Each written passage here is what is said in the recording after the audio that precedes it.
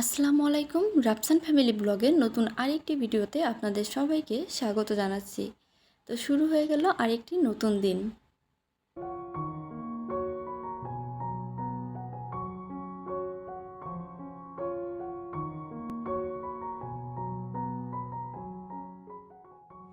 ফজরের আজানের সাথে সাথে আমার কিন্তু সকালটা শুরু হয়ে যায়।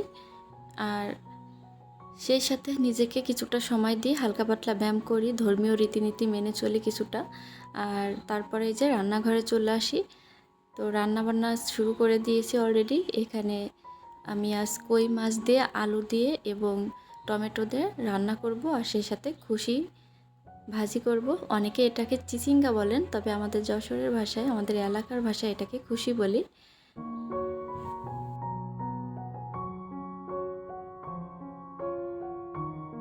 তো এরই মাঝে কিন্তু রান্নাবান্না আমি এক সাইডে বসিয়ে দিয়েছি। আর গতকাল ডিম নিয়ে এসেছে। এখন ডিমগুলো আমি ফ্রিজে রাখার আগে একটু ভিম লিকুইড দিয়ে আমি একটু ওয়াশ করে নিব। তো ডিমে কিন্তু অনেক জীবাণু থাকে, ময়লা থাকে, যেগুলো হয়তো বা আমরা খালি চোখে দেখতে পাই না। তবে এগুলো কিন্তু মারাত্মক স্বাস্থ্যের জন্য ক্ষতিকর। তো আপনারাও চেষ্টা করবেন যখন ডিম নিয়ে আসবে বাজার থেকে, তখন একটু হালকা হাতে ডিমগুলো ভিম লিকুইড বা কোনো ডিটারজেন্ট পাউডার দিয়ে ধুয়ে তারপর ফ্রিজে রাখার।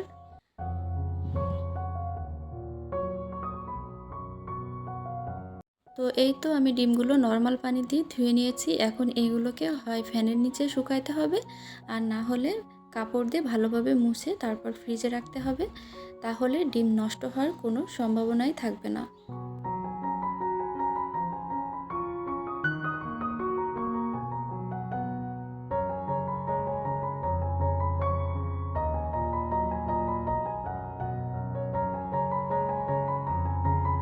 তো এরই মাঝে কিন্তু অনেকটা সময় পার হয়ে গিয়েছে, আর রাফসানের আব্বু আজ দুপুরবেলা অফিসে যাবেন। তো রেডি হয়ে বসে আছে। রাফসান কোনোভাবেই তার পাপাকে ছাড়ছে না।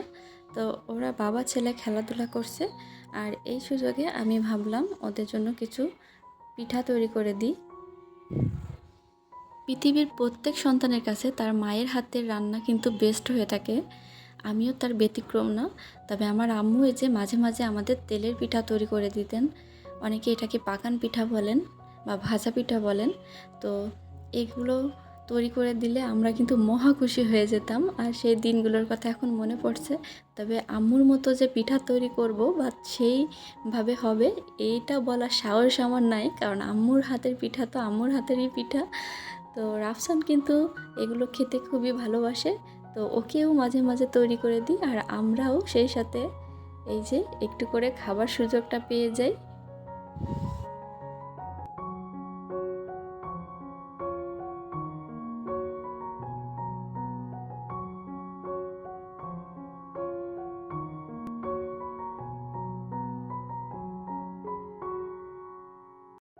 তো রাফসানকে পিঠা খেতে দিয়ে এই যে রাফসানের আব্বু পালিয়ে অফিসে চলে যাচ্ছে। অনেকক্ষণ ধরেই তার অফিসের গাড়ি এই যে এসে দাঁড়িয়ে রয়েছে। আসলে যারা বাচ্চা রেখে অফিসে যায় তারাই এই বিষয়টাকে খুব ভালোভাবে উপলব্ধি করতে পারবেন। আর আকাশে দেখুন মেঘ জমেছে, আবার রোদও উঠেছে, এটাই বর্ষাকাল। আর এই যে রাফসানের আব্বু চলে গেল অফিসের দিকে। আর এখন থেকে রাত পর্যন্ত, যতক্ষণ না রাফসানের আব্বু ফিরে আসবে, ততক্ষণ পর্যন্ত রাফসানকে কিন্তু আমার একা হাতেই সামলাতে হবে। তো এরই মাঝে অনেকে কিন্তু কমেন্ট করে জানান যে আপু নিয়মিত ভিডিও দেন। তো আমার এই যে 25 মাস বয়সী একটা বাচ্চা রয়েছে, একে দেখভাল করা, সংসারের যাবতীয় কাজকর্ম কিন্তু আমি একাই করি। যার কারণে নিয়মিত করে আমি ভিডিও আপলোড দিতে পারি না, তার জন্য আমি অনেক দুঃখিত।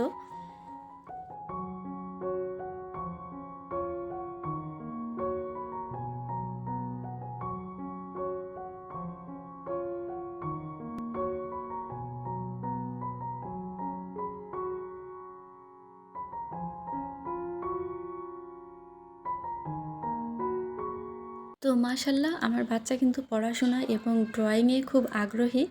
তো ওকে আমি নিয়ে মাঝে মাঝে এই যে ড্রয়িং ক্লাসে বসিয়ে দিই। আসলে মায়ের কাছে ড্রয়িং ক্লাস করে সে। তো বিভিন্ন সময় আমি এভাবে কালার করে দিই, ড্রয়িং করে, আর তাকে জিজ্ঞাসা করি বাবা এটা কি, এইটা কি, বলো তো এটার নাম কি। আর ও কিন্তু খুব সুন্দরভাবে সেগুলোর উত্তর দেয়। তো আজও তেমন করছি।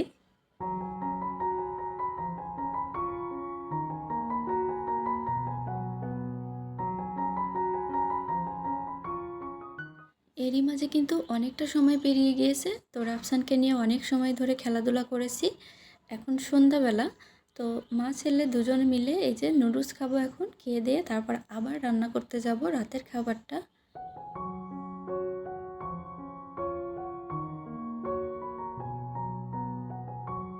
তো আজকের সন্ধ্যাটা কিন্তু অনেক সুন্দর। আকাশটাও অনেক সুন্দর দেখা যাচ্ছে। তো আজকের ভিডিওটি কেমন লাগলো কমেন্ট করে জানাতে ভুলবেন না। আপনি যদি ফেসবুক পেজ থেকে আমার ভিডিওটি দেখে থাকেন তাহলে পেজটিকে ফলো দেওয়ার অনুরোধ থাকবে, এবং আপনি যদি ইউটিউব থেকে আমার ভিডিওটি দেখে থাকেন তাহলে চ্যানেলটিকে সাবস্ক্রাইব করার অনুরোধ থাকলো। ভালো থাকবেন সকলে সবার পরিবার নিয়ে। আল্লাহ হাফিজ।